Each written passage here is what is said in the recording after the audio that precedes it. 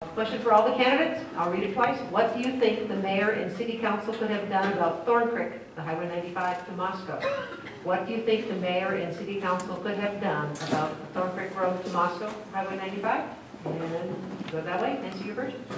The city of Moscow, like all residents, all stakeholders, people who felt that they had a stake in the outcome of this, were invited to weigh in. And we did. We talked about what would be the implications for the various routes under consideration and how would it affect future growth and development as well as existing residences in our community. The city collectively chose not to take a stand as in terms of favoring one route over another when this last go-round occurred, but many of us did weigh in as individuals, as is our right to do. It's not a city issue per se. It's a matter of the Idaho Transportation Department and the national requirement for doing environmental impact statement as relates to sensitive areas along the corridor. It's a dangerous route, but incremental improvements could have been done over these intervening years to make it safer for others. I hope that we get improvements in the very near term for all of us. Thank you. Bill? This was a question that came up. Nancy and I did a talk on a radio show last week, and this was one of the questions that came up. And Nancy just mentioned about the city did not take a position, the mayor didn't take a position, and the council didn't take a position on that. And that's one of the things we run into, is a little bit of the complacency that I think we have here. Would I have taken a position? Yes, I would have said, let's go with the east route.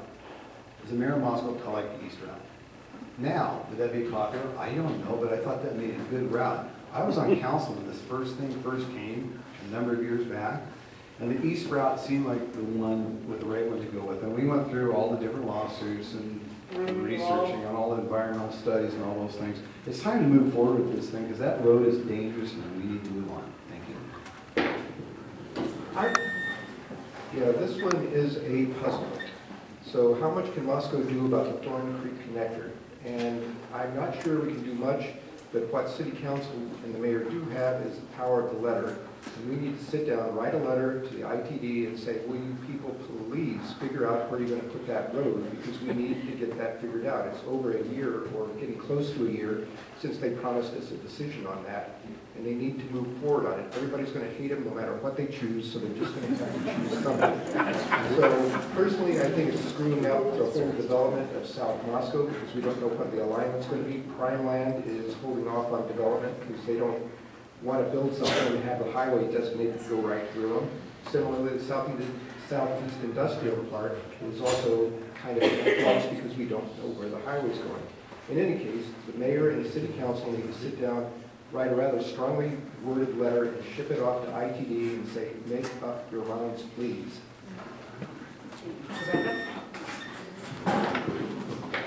I'm afraid I'm not that familiar with how that all unfolded, but my understanding is that the state basically needs to make the decision and it needs to happen. But I kind of like our idea too, so that's all I have to say about that. It's a thorny issue. Walter? And it's not very funny. In January of 2010, I was at the governor's ball in Boise, and I got a text message that said there'd been another wreck on that stretch of highway and another death. And I broke a rule of my mother's. I was at a man's party, and I went and looked him up, and I got in his face. And I told Governor Butch Otter, you've got to do something about that highway. We just killed somebody else up there. Shortly after that, he had a Capital for a Day at cul-de-sac. I went there, I looked up the head of ITD, and told him the same thing. I'm not doing much good. And shortly after that, Jim Carpenter, the district engineer for District 2, was up here talking about it.